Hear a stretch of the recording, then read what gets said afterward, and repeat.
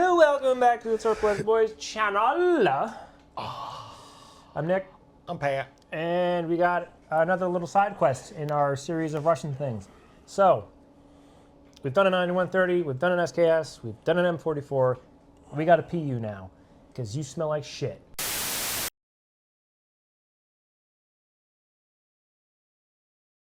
So, the Mosin PU, let's talk a little history. This is literally a 9130 that they slapped a scope onto. That's it. That's the only difference. Not really, because there's a little tiny tidbits here and there that make these specific. So, history on the... Like that. Yeah, little tiny things. So, history on the PU, which was not in, or the Mosin Sniper, this isn't its first iteration. This is basically the last iteration. Yeah, this is the last iteration. So the first iteration was the PE, and then it became the PEM, and then it became the PU. So the PE, so take your standard 9130, and how they would choose these actually is from the factory they'd find rifles that were much more accurate minute of angle than other rifles during their testing. That's how all snipers were chosen back in World War II and World War I. Yeah, usually. And a lot of, during production, especially of the PUs I have, there's a lot, since there's a lot more guns produced, there's a lot more snipers being produced in their production numbers. They coincide with each other. And sometimes they really purposely tried to make certain barrels way more accurate than others.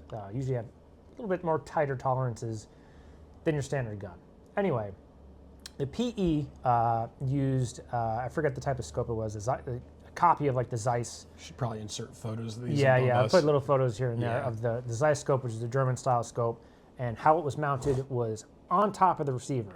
And it was like a clamp type thing. Good scope, terrible mount. Yeah, pretty awful mount. They pretty much changed over to the PEM, which is a modified version, which uses a scope mount that is kind of reminiscent of this.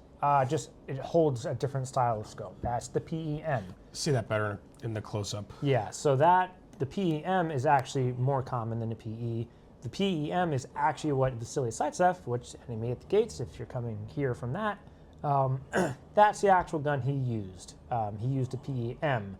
There's photos of him, insert photos. Most of his photos of him actually at the front, he was using that. He was not using a PU. By the time the PUs really started showing up in Stalingrad, he got hurt from, I think, like artillery or mortar round, and he actually lost his sight for a little bit, so he couldn't do his job. But that was like in January or something like that, January or February of '43. And then by that point, Stalingrad was pretty much over. So wasn't really using that, just to let you know. So those two versions of the sniper were being done. Actually, the thing in 1940, Russians stopped production of, because World War II hadn't happened yet, they stopped production of that style scope, the PEM scope, and they actually started going over, Tula started going over to make SVT-40 production. And that's where the PU scope, so it actually comes from this scope. So this scope was designed for the SVT-40. This has a lot of different iterations, a lot of little tiny nuances, depending on when it was made and stuff like that. The factories they were made in, they had their own specific factories that these were made in. So originally it was for that. And if you all know, a little bit of history, the SVT, the factory where it was, had to move, and a lot of SVTs were taken by the Germans during their rolling over in Operation Barbarossa. Yeah. So the amount of attrition to sniper rifles for the Russians in the beginning of the war was terrible. And so they needed to think of something to kind of be a stopgap in the process. And for a bit, they were using old scopes in stock that they could find and just tried to make PEMs for a little bit. Wasn't really doing very well. The PEM, the scope they didn't make the scope anymore, and the mount was so complicated, it wasn't good for wartime production. So what they did is they kind of had a, little committee saying, hey, we need to figure something out. And I'm not going to be able to say his name. I got to read my notes. If I can find him. Where the heck is he? All right.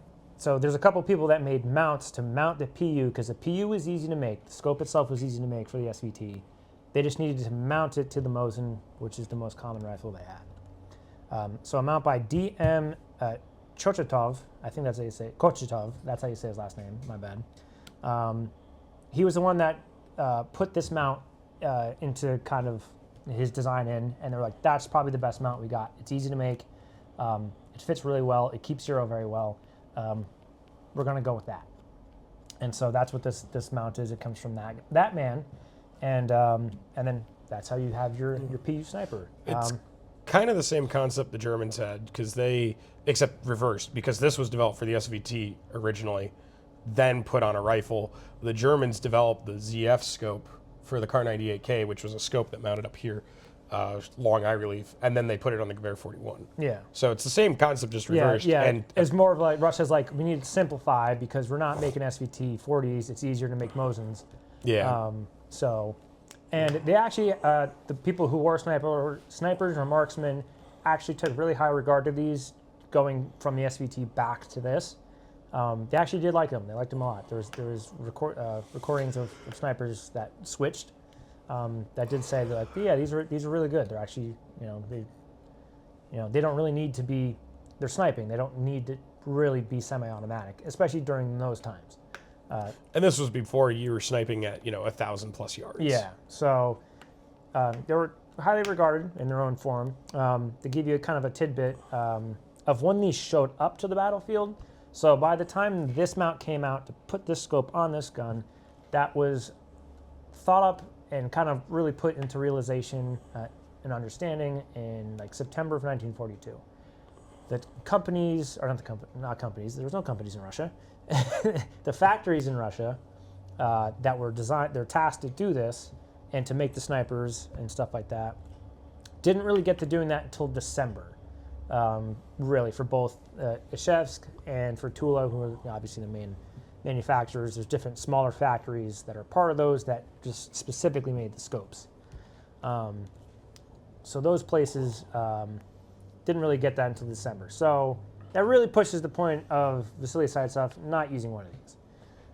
But these were the most common. They made a living crap ton of these. I think in total there was like 500 or something thousand. That's a really rough number. I don't actually have numbers written down. I'm just taking a guess. But I know it was like a little crap ton. I think this is the most,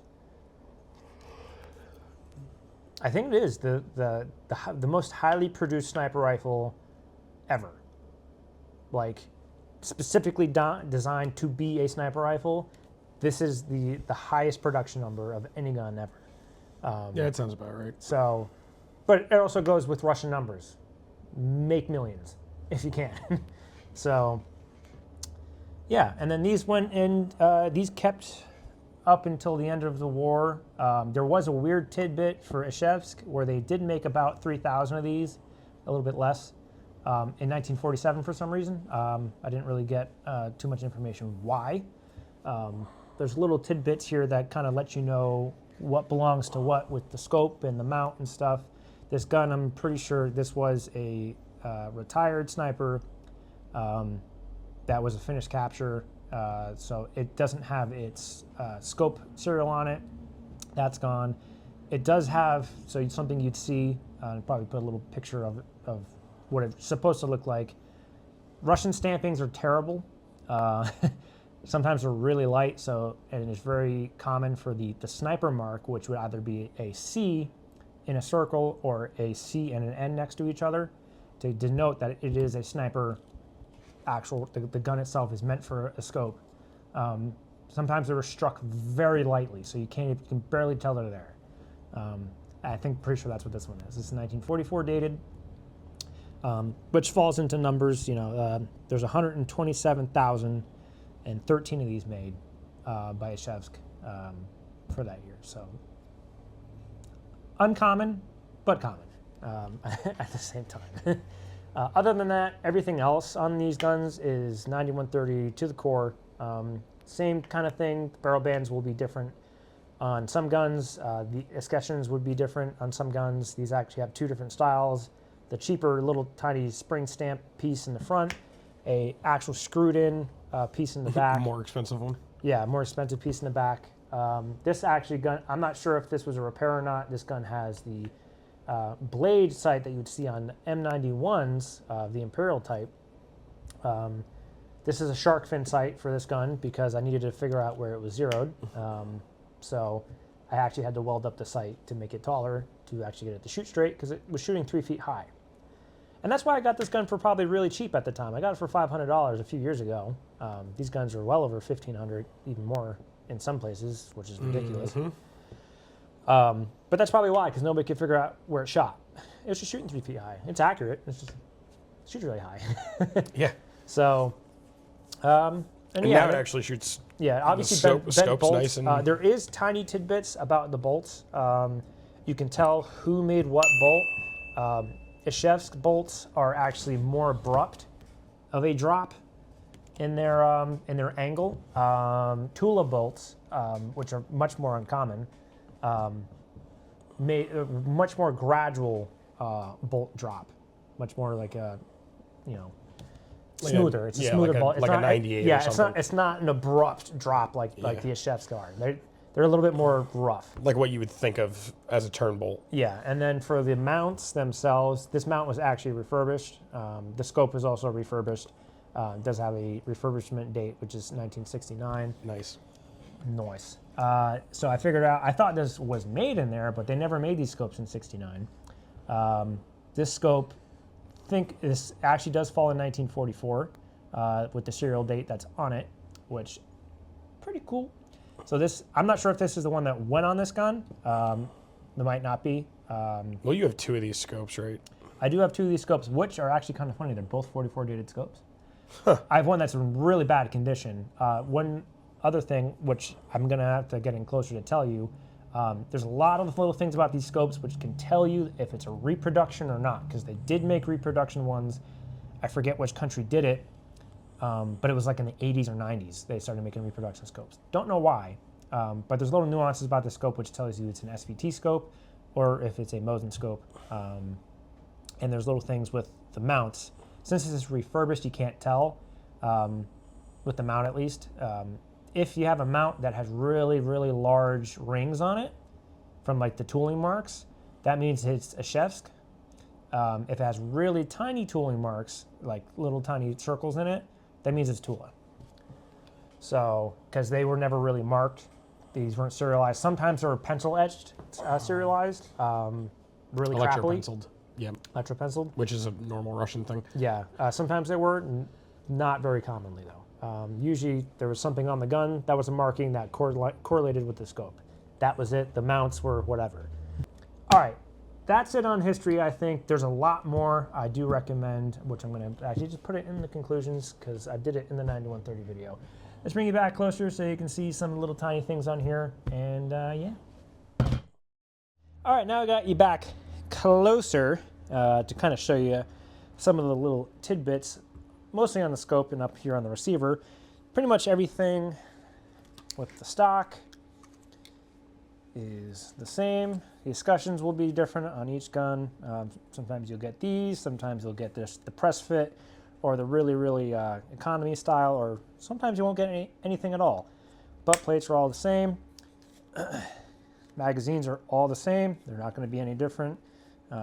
Receivers themselves are going to be pretty much the same. They're going to be high wall receivers, so they don't have the cutout, like a deeper cut to help reduce weight. Rear sights are going to be the same. Everything up here is all going to be the same. This gun specifically does have a blade front sight, which wouldn't have come on this naturally. This would have still had its hooded post for the 9130. This is the M91 front sight that I had to extend so I can figure out where the hell the zero was. And yeah, and then they just slap a scope on here and cut the bolt and bend it. So before I was talking about the type of angle here, so this is pretty ubiquitous with Ishevsk, is this kind of abrupt drop. There's more of a curve when it comes to Tula made bolts on their sniper rifles. The scope itself pretty much is oh so dandy, oh so grandy, and it's beautiful. So yeah, this is the PU scope itself. So this is the Mosin's iteration. So these were originally made for SVTs. The SVT, or the early style of the scope, would actually be different. So this back portion here actually would be cut in. So this would be this back, you know, it's a little chunkier back here than it is here. This would actually be the same thickness here up until this cap. So that's how you can tell if it was really an SVT one or a Mosin one. Pretty much the mounts are all identical across the board. This is a refurbished mount, so let me flip this over. You're not going to be able to see it. Really, it's really tough to see. So the milling marks that you would normally see on here would be circles cut into, especially on this flat here. So you'll see cutting circles. If they're really large, like as large as this hole is here, that means it's a Ishevsk. If it's really tiny marks, like you kind of saw on the bottom of the bolt, those little tiny swirls, that means it's Tula. And that just really depends on the type of machinery that we're using to make these. And there's a SA finish capture mark on this one. So this is finish capture gun. There's your little triangle with your arrow and your hammer and sickle with the little leaf motif on it. And these would have a number of different markings on there. There's a ton of markings. I'm not going to go over all of them. And you can't see it on here very well because they were stamped terribly.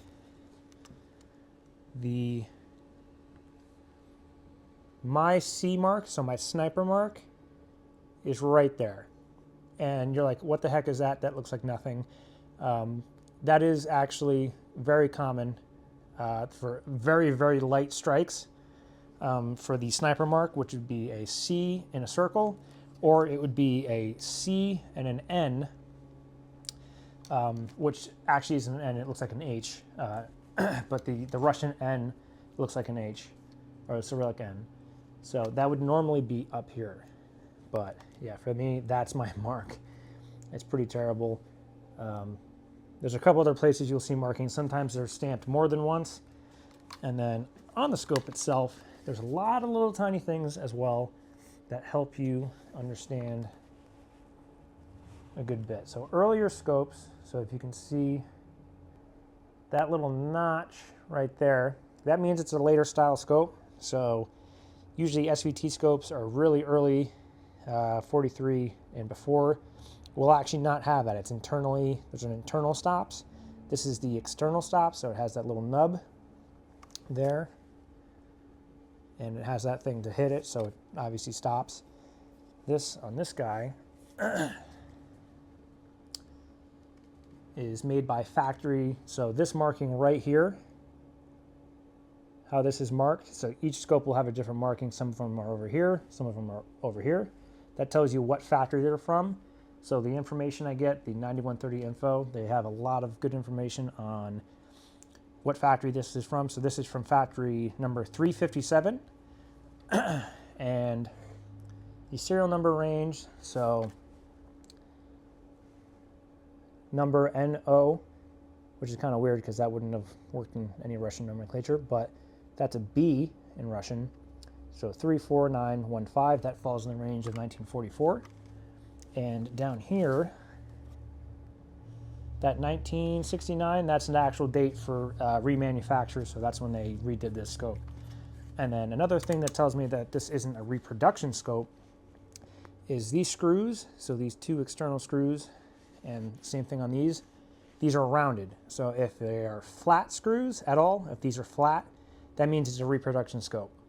So that's a couple of things to look out for that. And these did come in a bunch of different variations.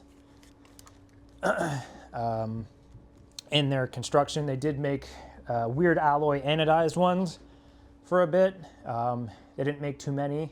They were usually scrapped because they weren't serviceable.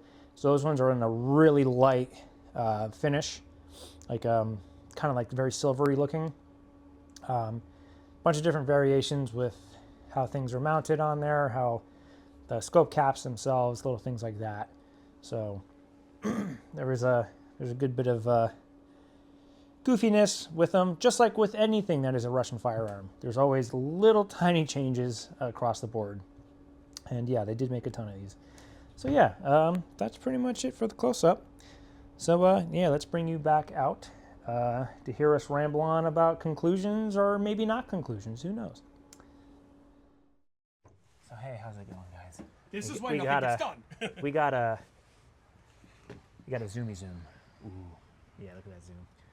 All right, there's nothing different about a normal Mosin in this, just that It's got a cool scope. it has a bendy boy, And it has a zoomy zoom, which actually doesn't zoom very well. I'm going to pretend like I know what I'm doing and shoot slowly. it's the Soviets. Yeah. Everyone knows Soviets had telescopic eyes. Which target are you going to shoot at? They just naturally from birth, they target are you gonna shoot had at? the ability to have like a 3 times, 4 times scope magnifier. What target are you going to shoot at? That's a good question. I don't know. Because I can look at it through this. Did I put 5 or did I put 6? I have no freaking No clue. idea. Probably 5. Not paying attention as I'm talking to you guys.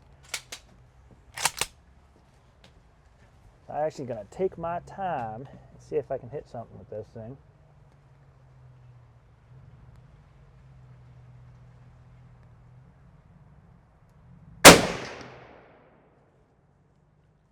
Going for that. Also for you, Patrick, going for the center of the left target. The number 1? Huh? The number 1 target? No, the number 3. Okay.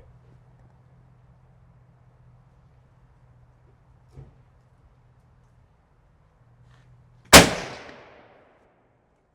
think that was a hit. Just to let you know, this one is way harder to work the action, way nicer.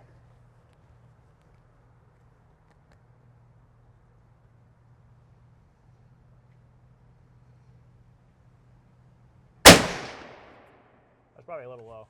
That was low. Oh. Low, but I think you were in line with the bullseye.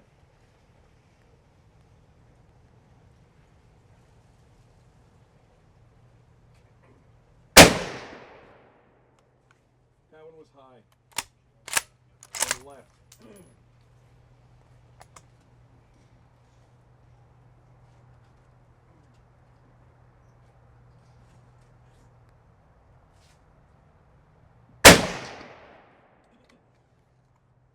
Might have been a little high. I didn't see that one.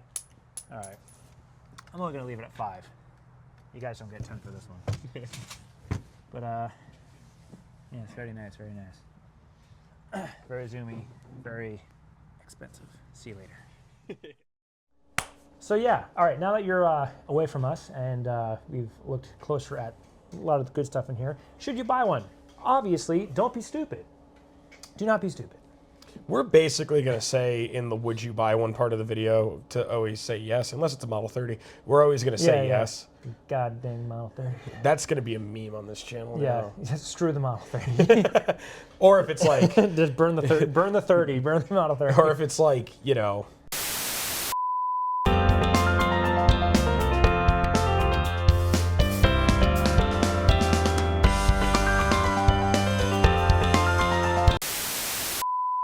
That's kind of where our bits are. Yeah. All right, but that was a tangent. Should you buy it? Yes, duh, you should. But, there's always a but, these are getting ridiculously expensive because the deep FUD state is really trying to bring us down. That's also going to become a meme now. I don't think anybody calls it the deep FUD state. It's the deep FUD That's state. a t-shirt. It's the deep FUD state, dude. It is because everybody has access to the internet now, okay? It's understandable. You can't, getting deals like we used to, like where somebody didn't know what they had, quite hard to come across. Obviously, some dude can just look at his phone or look on the internet and be like, oh, this one was selling for this much, this is how much mine's worth. Even if it's not worth that. No, I mean, yeah, you can find little tidbits, like they may do some research and get this bid on it, like it's going to cost this much, it's going to cost, like, oh, that adds a premium, and they just keep tacking on the hundreds. Dude, it's really, like, I don't know how to tell you, but it's really not that Your M1 crazy. isn't worth $4,000 because it has a scope on it. Yeah, it's like these, like, oh, this has a matching this to that. Okay. Oh, the bolt matches to your rifle. That doesn't matter. That only matters in German stuff. Yeah, that doesn't matter. I don't know if you noticed, a lot of these have parts that are scratched. Like it looks like they're milled weird. That's because they scratched off the old serial number and stamped a new one in there. They'll just cross them out if they wanted to. It's not special. Sorry, you're ridiculous. And probably most of the people I'm talking to, I'm not talking to people that are selling these. I hope. So when you go to buy these, be very cautious of the price. I mean, that's with any surplus rifle. Yeah, I bought this in a time when they were going around $800 to $1,000. I got it for $500, and that's because it was shooting 3 feet high. It was accurate, but you know, at the time I was a younger lad and I had no money. So, and I was so smitten by Call of Duty Finest Hour, if you guys know that, where you get to be a female sniper lady and you're picking off Germans from the tractor factory. Badass, okay? Mm-hmm. I loved that level. That was one of my favorite levels, okay? So that, Enemy at the Gates, a bunch of other little tidbits here and there and other Call of Duties and things that kind of introduced me to Russian stuff. Dude, the sniper, oh. Call of Duty World at War. Oh, it was just like, oh, and I saw it for something I could afford at the time. I was like, oh, hell yeah, I finally get to get one of these. And it's so worth it. And the scopes themselves, are they great? No, they're terrible. They're really not that good. You know, they're like 3.5 multiplier. They're really not that good. They're not that great. The eye relief is okay because it's trying not to have you smash your face into the scope. Which would have been more fun. And it's up really high comparatively to the comb of the stock, so your face isn't even on the stock when you shoot these things. Nope. So is it awkward? Is it weird? Yes. Is it cool as hell? 100%. So just watch out for prices. I think they're going for like 15 to $2 grand. I've seen some of them that high. They're the same price as an M1 is. They're so terrible. And some people that try to be like, oh, it has this marking and that marking to make it more, oh, it's more rare. Dude, shut up. Shut up. Just shut up. Just stop. Stop what you're doing. I understand the economy's garbage right now, and I understand you need money, but I don't know. I don't even know how to describe it. I'm going to stop talking about it because it's getting me slightly peeved. Anyway, you should buy one if you can get one. They're super cool. Obviously, if you pull it out, if you whip this bad boy out, any sort of range, people are like, oh crap, he's got a PU sniper. PU snipers are cool. Everybody knows what they are pretty much. So, yeah, they're neat. I think that's it. I think that's it. I think I ranted enough. So, like, comment, subscribe. Ring the bell. Yes. All right. All right. We'll see you in the next one. All right. Bye-bye. Bye-bye. Oh, God. I have to shit. It's a good thing we're almost done. Really talk too much about the mount and stuff. No, because I didn't know anything about it. That's why. Now you do. Now I do, because I did a lot of research. Because that website fucking opened my eyes hard. I was like, holy shit, there's a lot of information here. That's really deep. They even have information on pre-1945 Soviet binoculars of all different sources and, and periscopes and stuff, like all these other weird things. So really good thing. And if you guys, since this is recording, since you guys don't know what I'm talking about, and if you don't know what I'm talking about, 9130info.org or something like that. I don't know what it's called. Going to put the link in the description because it's really good for all the nitty-gritty bullcrap that I'm spewing in front of you.